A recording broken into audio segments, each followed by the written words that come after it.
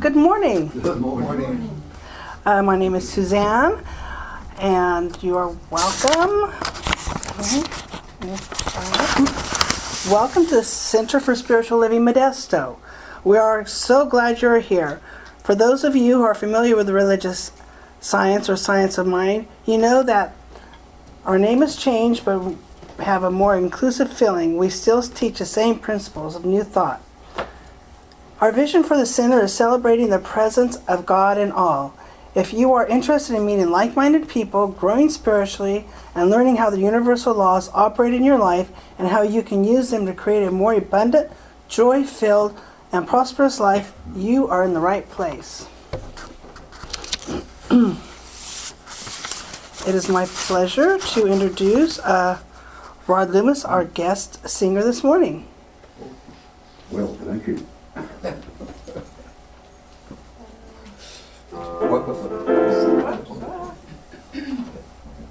might just start when I do this. Okay. Okay. Good morning. Good morning. Very nice to be here. I think it's one of the largest crowds you've had. I think so. I think so, huh? Yeah.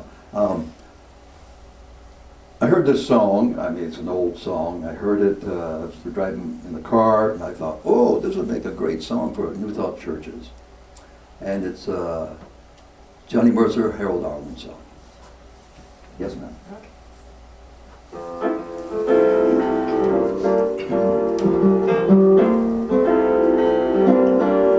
You're gonna accentuate the positive, eliminate the negative, and latch on to the affirmative. Don't mess with Mr. In Between.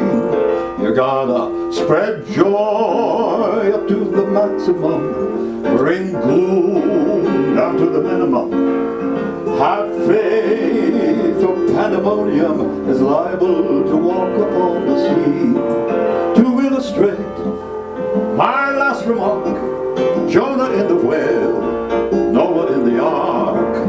What did they do just when everything looked so dark? Man, they said we better accentuate the positive, eliminate the negative, and latch on to the affirmative. Don't mess with Mr. In Between. No, don't mess with Mr. In Between. My musical director's showing off here a little bit.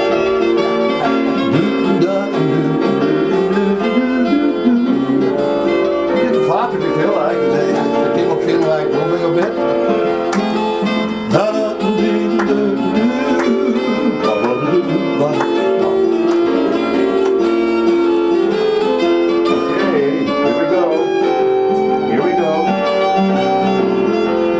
Again to illustrate my last remark, Jonah in the whale, Noah in the ark. What did they do just when everything looked so dark?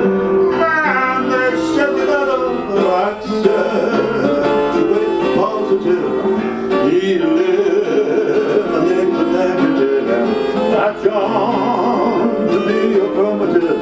Don't mess with Mr. In Between. No, don't mess with Mr. In Between. I said don't mess with that mister. Don't mess with that mister. Don't mess with that Mr. In Between. Right? Great? Thank you. Thanks, Ron. That was beautiful. Wow. And now I'd like to introduce Reverend Chris to the podium for our opening treatment. Thank you, Suzanne. Please join me. Let's take a deep breath. And recognizing that there is only one life, one power, one energy, we recognize and realize right here and right now that there is no separation and that we are truly one. And so as we allow that oneness to just seep into every part of our being, we know that we are all of the qualities of spirit. We are power, we are peace, we are light, we are love, and we are we are truly, truly positive influences on this experience that we call life. And so we give ourselves this next hour to just truly open our minds and our hearts and our souls to learn, to share, to be, and to love. And it is good. And I release this into the one mind with a thankful and grateful heart, knowing that it is already done. And together we say, and so it is. All right. And join Suzanne and me Suzanne lights our candles here as we say what's on the screen. I am a point of quiet within the peace of spirit. I am a point of energy within the power of spirit. I am a point of affection within the love of spirit. I am a point of radiance within the light of spirit. I am a point of loveliness within the beauty of spirit. I am a point of pleasure within the joy of spirit. I am a point of knowing within the wisdom of spirit. Whatever spirit is, I am, for I am spirit being me, and so it is. All right, Suzanne's back up to the podium.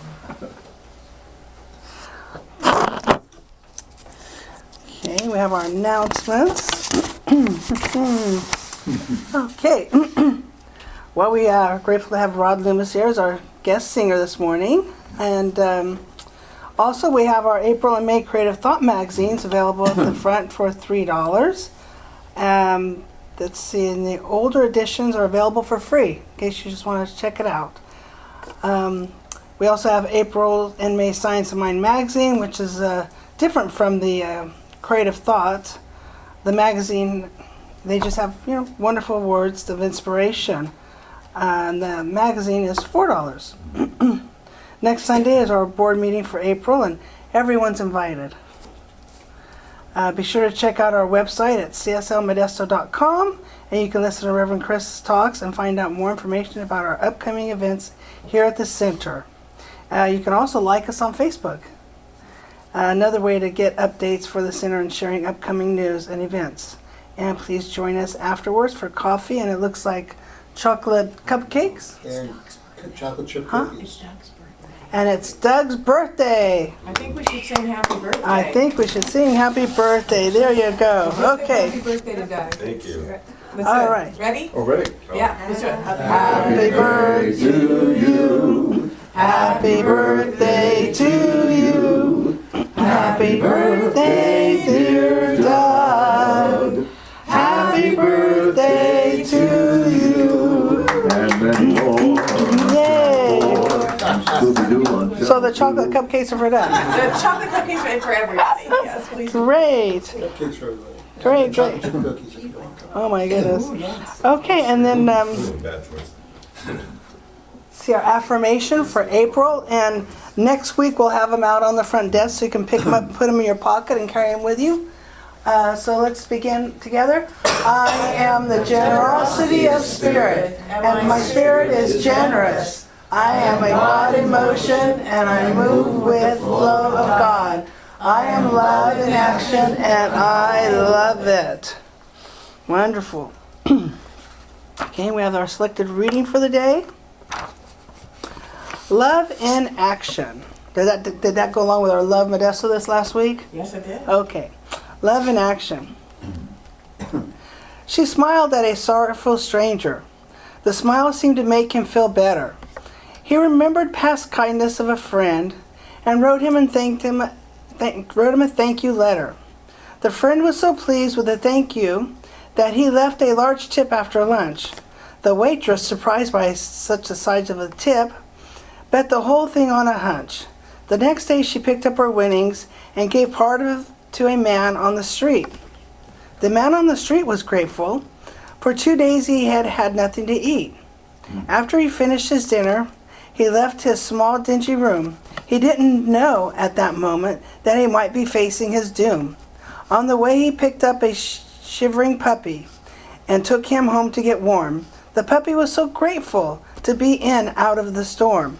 That night, the house caught on fire. The puppy barked the alarm. He barked till he woke up and the whole household and saved everybody from harm. One of the boys that he rescued grew up to be president. All this because a simple smile that hadn't cost a cent.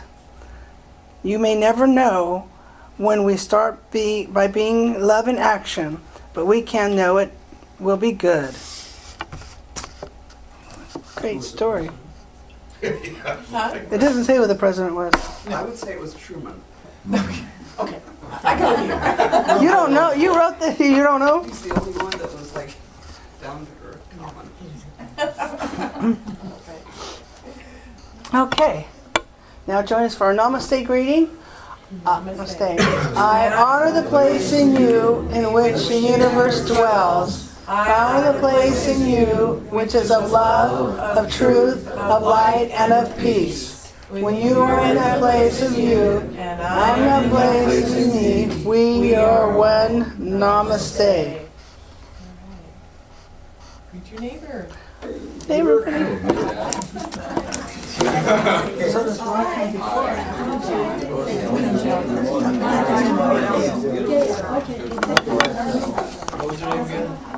My name is Thelma. Like Thelma Louise. I didn't like that. That's a non-southern name.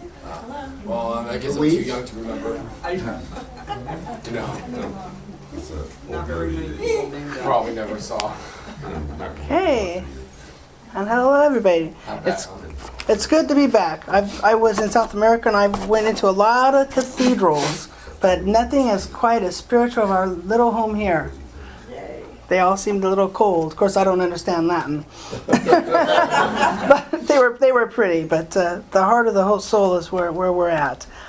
Is there anyone at this time who would like to share a testimonial to a demonstration they have experienced in the past week, something that has come about by practicing the principles taught by religious science? Anybody have anything that happened great? I got to come home. That was fun after 16 days traveling, which was fun. But I always get to come home. And I found came home safe and sound, so that was good. Can't ask for more I than know. that. I thought she was going to be home on the day before she was going to be home, and I'm thinking, What it's happened? an hour and a half later. Is the plane still in the air? So anyway, anybody got anything good to share? Oh, we've got one in the back. Way in the back here. Okay, so I've been trying to stop my Diet Coke soda addiction, basically. And I've known that it's been a problem for a while. So I was at Walmart reaching at the very top shelf for a 2-liter Coke, and another one fell on my foot and bruised the bone. Oh, A little nudge there. So it's a wake-up call. It's an email from God that says, you know what? It's hurting you. It's Diet Coke. that's a good one. I haven't had any soda since then. Good. That's great. It's a That's sign. great. Anybody else? Rob. It was just a minor thing, but I, for the first time in my life, was drug into a yoga studio with a bunch of yoga people, and I'm doing things that my body's saying no. And but anyway, at the end of the exercise program, which was like 90 minutes in 106-degree heat, I'm about ready to die, and the instructor folds her hands and she says, "Thank you for joining us. Namaste." And just the word namaste kind of hit me. Wow. You know, and it's I guess, yoga being Middle Eastern or Southeast Asian or whatever, the word namaste was spoken, which kind of made me think wish I had a bunch of business cards to hand out. But anyway. Wow, and then you did that. And how many times a week are you going to do that now, Rob? Well, I did it once. And, that was last Thursday. My body's still recovering, so I may go back Monday. Wow. Okay. Here again is Rod Loomis to sing. What are we singing? I'll announce it. You'll announce that. Thank you. There's only one. This is one of my favorite songs. And so I invite you just to be comfortable and open your hearts. Michael Gott's song called "There Is Only Love," and I think that's a nice setup for Reverend Chris. Okay.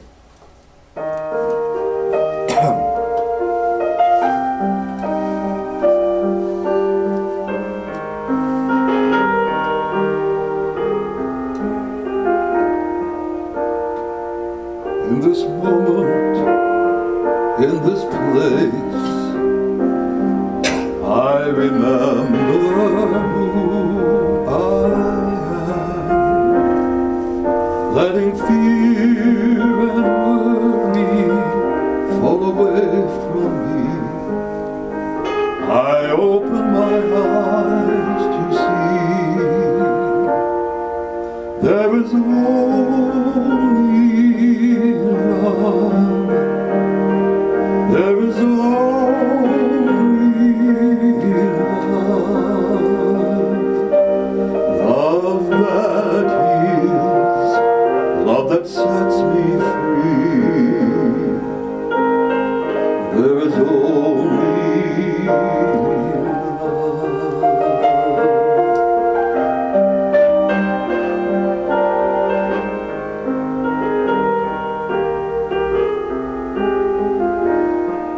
when I lose myself, when I feel I've lost my way, when I go inside and quiet my mind, I hear Spirit gently say, there is only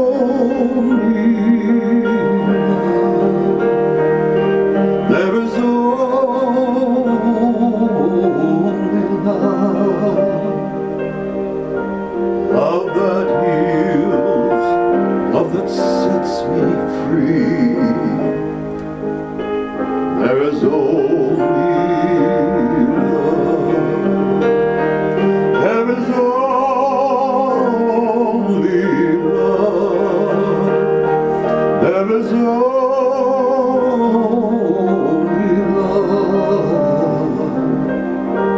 love that heals, love that sets me free. There is only love. Sing it with me. There is only love. Come on. There is only. Feel it in your heart. Love that heals, love that sets me free. There is only love. Thank you. Love that heals, love that sets me free. There is only love.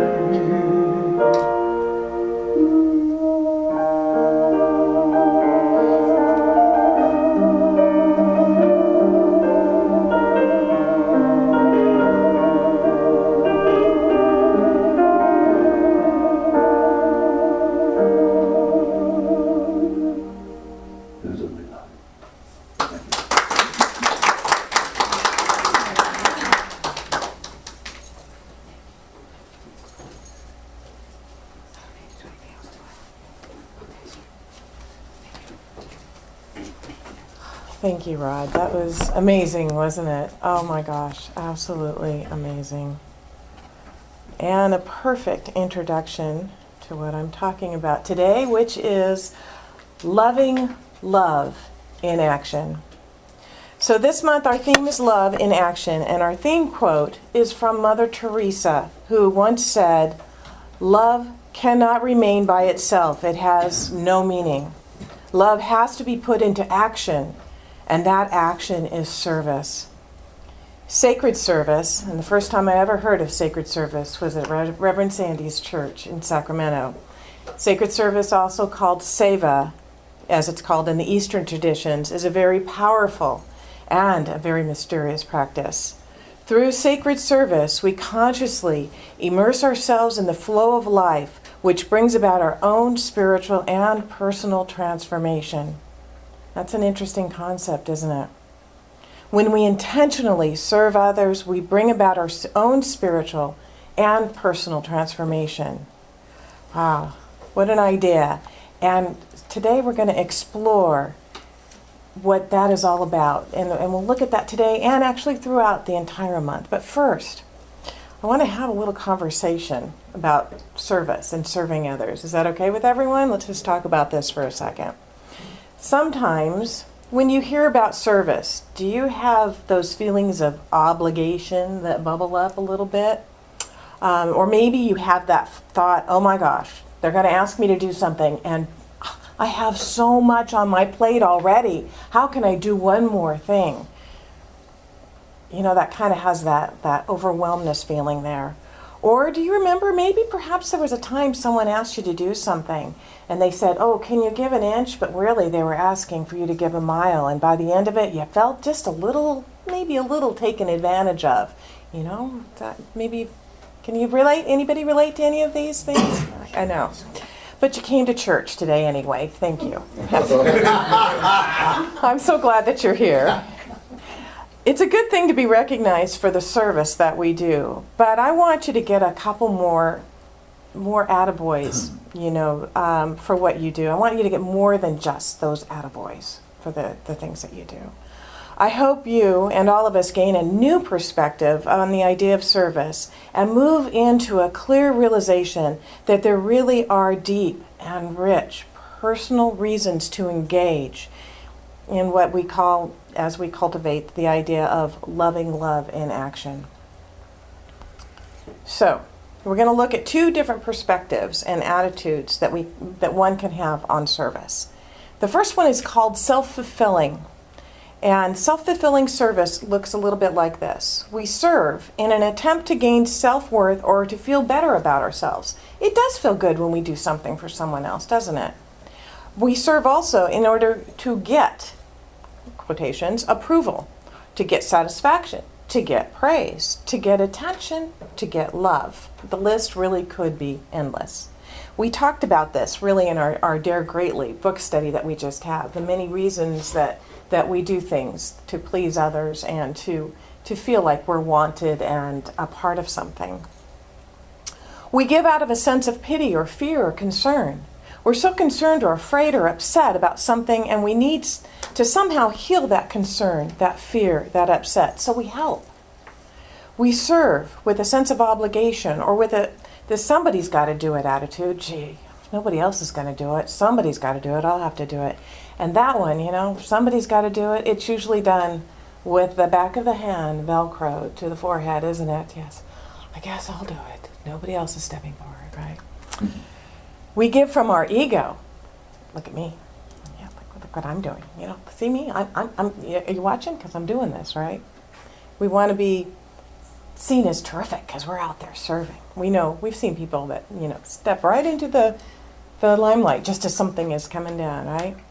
Now, we probably wouldn't want to admit that really any of us have ever served from any of those places, but my guess is that some of us have experienced that to some degree, right? I mean, we've all been in those places. And I know that I certainly have. And it's because we've served from the self-fulfilling place that we felt those things that I said earlier, where we felt obliged, or we felt burned out, or we felt used or suspicious of the motivation. We've been coming from a place that isn't where we really want to be coming from. There is another way, a way that's actually tied to who and what we are, and that is seva, or what this morning I want to call self-expressing valiant action. I love acronyms. I just love them. So that's what I'm going to talk about. And I hope that making an acronym out of a sacred Sanskrit word isn't considered sacrilegious. But I really thought it might help us remember it. The key here is the self-expressing versus the self-fulfilling part. Self-expressing. Service from the place of self-expressing valiant action, from the place of seva it's inspired by love. It's heartful. It's not demanding or desirous of recognition. It's soulful. The next right thing to do, and the urge comes from deep within us, that's free of any motivation to get. When we are in service in this way, we're expressing talents and gifts that give us joy and to express, and it is exciting, and it's energizing, and it's often exhilarating. And it adds to the quality, not only to the lives of those who are served, but to our own lives as well. And the reason it's all of these things is that seva, expressing valiant action, is part of our dharma, another Sanskrit word, out of which I'm not going to make an acronym because I couldn't come up with one for that one. That's just too hard. But dharma means our reason for being here on this earth. And there's 3 elements to the law of dharma. The first one says that each of us is here to discover our true self, capital T, capital S. To find out on our own that our own true self is spiritual, that we are spiritual beings having a manifestation in physical form. As we regularly say here, we are not human beings having a spiritual experience, we are spiritual beings having a human experience. Very good. Apparently we say it a lot since we know it. According to ancient Hindu teachings, this is the first element of the law of Dharma. And it sounds pretty similar to our New Thought teachings. We are made in the image and likeness of God and left to discover this on our own. Isn't that amazing? It's quite a journey, isn't it? And this is the greatest adventure and the grandest discovery of all. The second component of the law of Dharma is to express our unique talents. It says that every one of us has a unique talent, so unique that no one else on the planet has that particular expression of that talent. And when you are expressing that talent or talents, because some of us have more than one, and I'm pretty darn jealous of those people who can, oh gosh, I'm a painter and a hairdresser and a writer and I can fix cars too. You know, what? Wow. And you know, when you have more than one, when you are in that moment, when you are expressing those talents, you find timelessness. You find passion, you find joy, you find fulfillment. How many of you have been in your moment where you've maybe been painting a picture or maybe been writing music, a composition, and you look up at the clock and where did 4 hours go? The time you felt like you just sat down and whew, the time is gone because it's timeless. You are in your zone and it's wonderful. Happens when we're gardening sometimes. It's just amazing to be out there with the plants and nature. It's just beautiful. And the final component of the law of Dharma is service to humanity. How can I share my talents with the world? How can I share those gifts that I have with the world? How can I help all those whom I come into contact? I love Mary Morrissey's 5-question test to see if a dream is worthy of you. And the last question is, does it achieve a greater good? And you're probably going to want to know what the first 4 are, aren't you? Okay, so the first one, this is Mary Morrissey's. Do I really love it? Do I really love it? Ask yourself that. Does it align with my core values? It's important to know what your core values are and then to know if it aligns with them.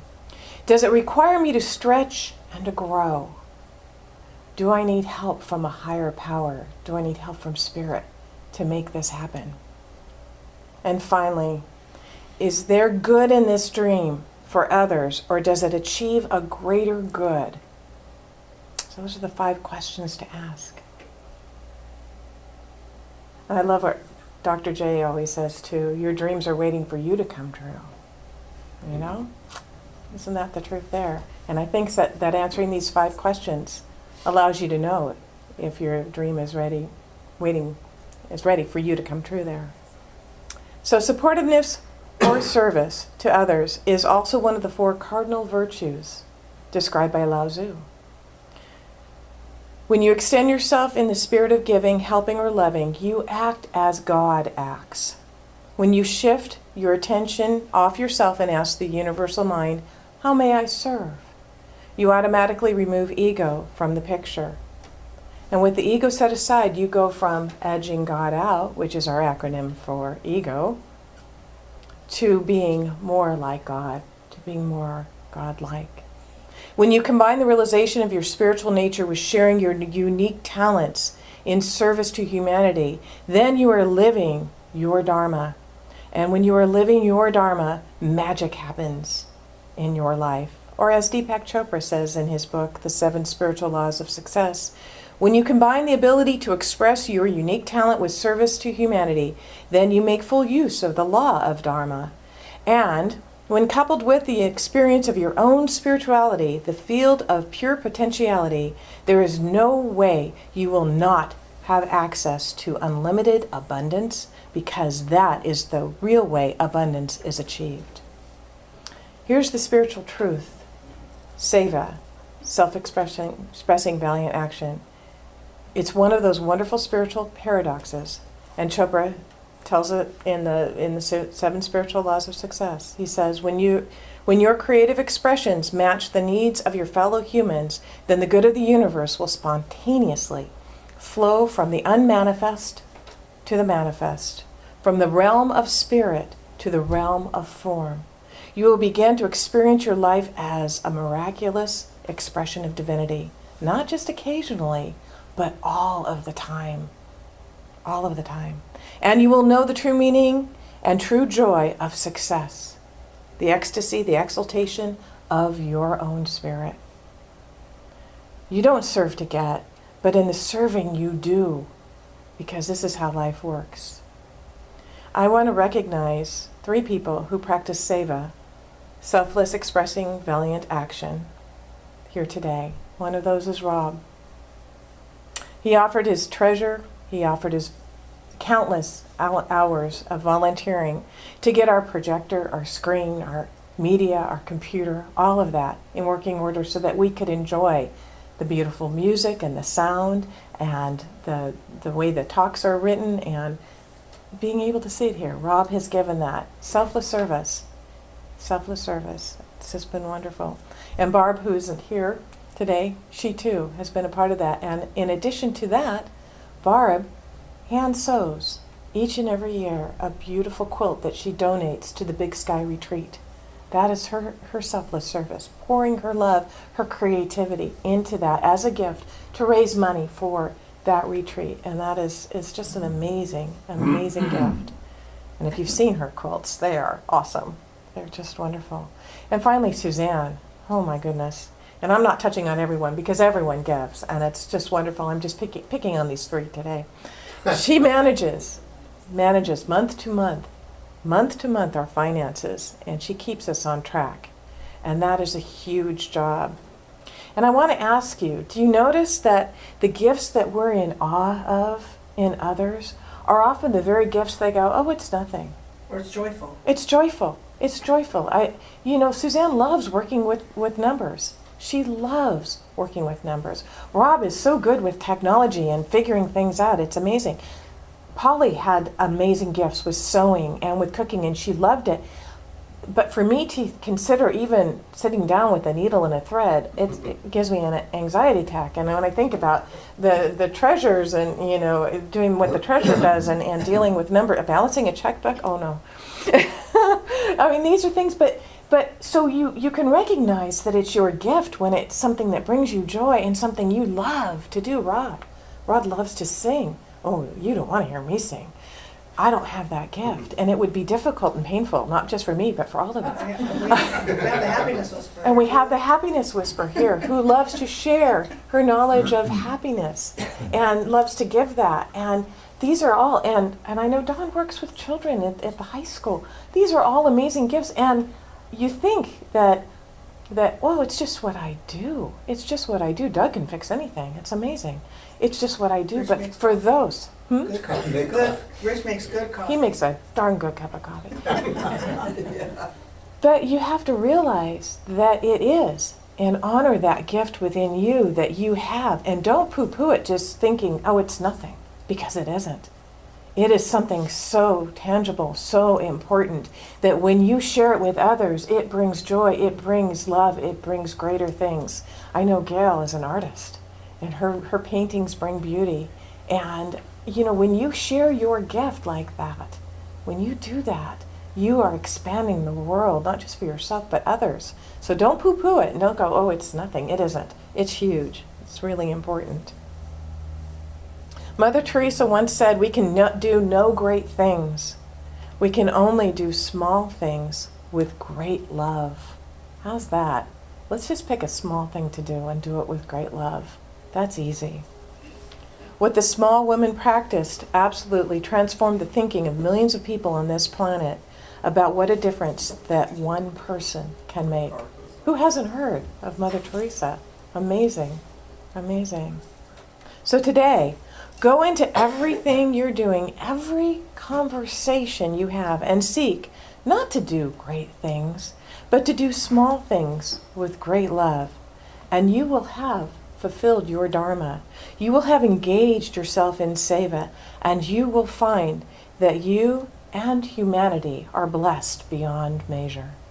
And so it is.